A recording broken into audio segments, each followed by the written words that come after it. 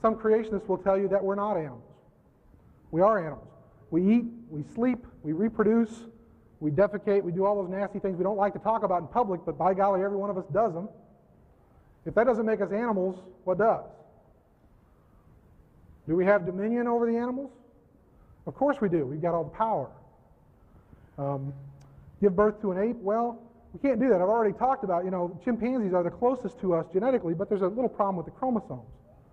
I personally believe that we shared a common ancestor 5 million years ago with chimpanzees. Not that we evolved from chimpanzees, but that we had a common ancestor. The common ancestor probably had 48 chromosomes. And by the way, I'll point out something that Mr. Hovind said earlier about, let me see if I get this. Well, no, I think I'll save that for my closing remarks. Chimpanzees have one extra set of chromosomes. We can't physically reproduce with chimpanzees. One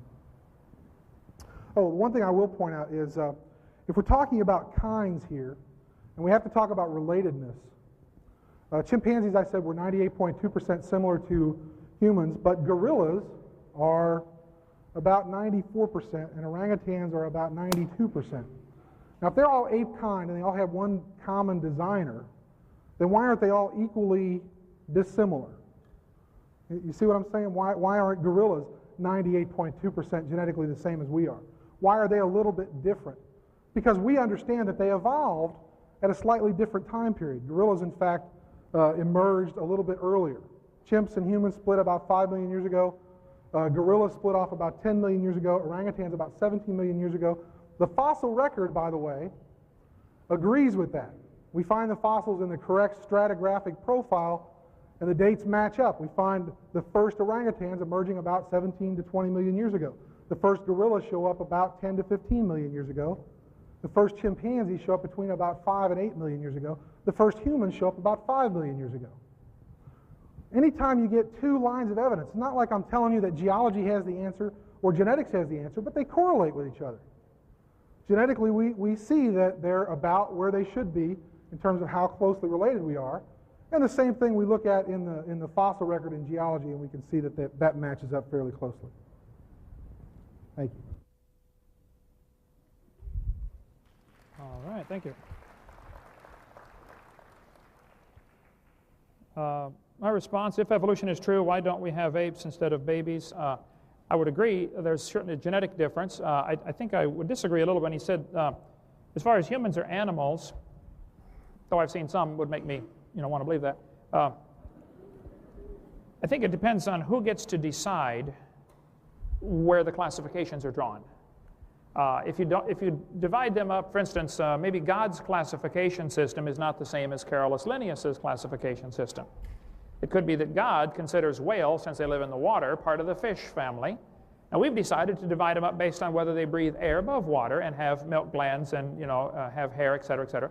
So it goes back to really who gets to decide what the classification divisions are, and then you can change them wherever you want. I would say plants have a body, animals have a body and a consciousness of life, and man has a body and a consciousness of life and a consciousness of God.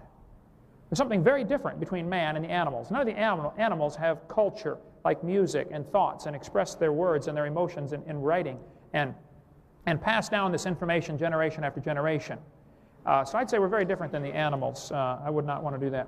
Okay, my question, I don't know if it would matter to you, Dr. Hartman. You may not even want to give a response. You certainly can if you want. The question is, where did you get your degree from, and what is it in? I get asked this question a lot, as if usually it's an indication.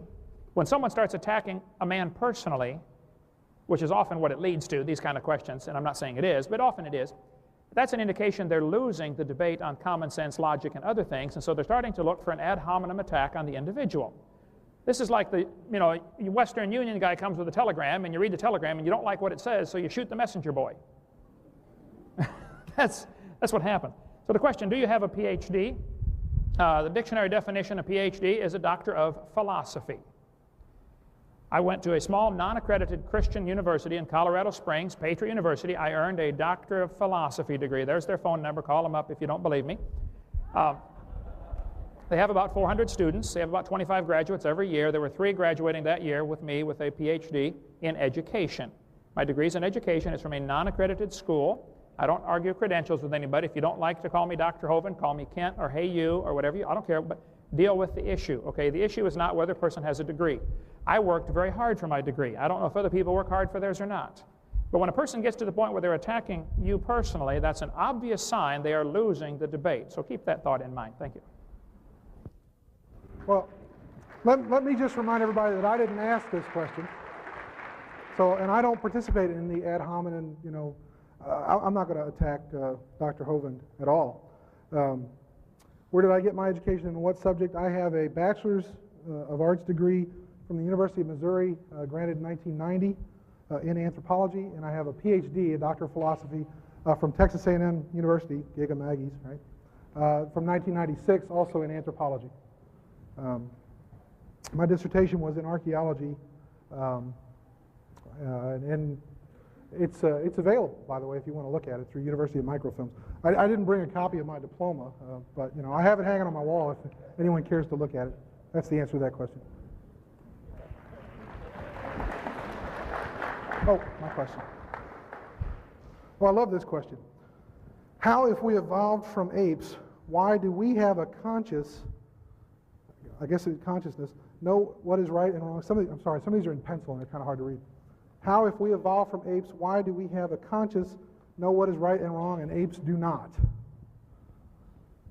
I work with apes almost on a daily basis. In fact, I'm on the board of governors for the Little Rock Zoo, and I'm also director of the Primate Enrichment Program. And I didn't know, by the way, I thought this would be a good time to bring this up, that y'all were taking up a collection, we're going to split the money with us. I got a little speaking fee last year when I was here, and I donated the money to the Primate Enrichment Fund at the Little Rock Zoo. So if I get any money tonight, that's where the money's going to go. We use it to buy what we call enrichment items. See, because apes are very similar to humans in terms of their consciousness, in terms of their behavior, in terms of their intelligence.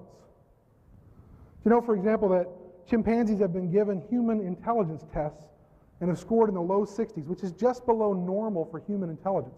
I wonder what they would score if they were given an ape intelligence test and what we would score on that test.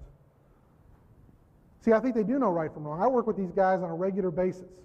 In fact, I encourage you all to come to the zoo, and if you get out there about 9 o'clock or 9:30 in the morning, you'll see the results of this enrichment program. I've got a lot of my students that work with me out there. Let me tell you what behavioral enrichment is. Apes are kind of like humans mentally. In other words, if you just put one in a cage, and a lot of you may remember the Little Rock Zoo when they used to put the primates in the concrete cages with the bars, and they would sit there and throw feces at you or bang their head against the bars. Think about what you would do if you were locked in solitary confinement and had people come and stare at you all day and throw things at you and spit at you. You'd go crazy. And that's what the apes do. They go crazy. One of the ways we try to overcome that is providing what we call behavioral enrichment. We give them things to do to occupy their minds because they have minds that need to be occupied. We give them toys to play with. We give them, we don't just throw their food to them like we used to do in the old days at the zoo. We put it in puzzle boxes, things they have to manipulate with their hands, figure out with their brain how to get this puzzle open so I can get the food out. I encourage you all to come to Little Rock Zoo between 9 and 9:30 in the morning, go up to the great ape area, and you'll watch the apes come out and get their enrichment items. You'll see them play with it. They use clothing. They use boxes. You know, they can communicate with us using American Sign Language.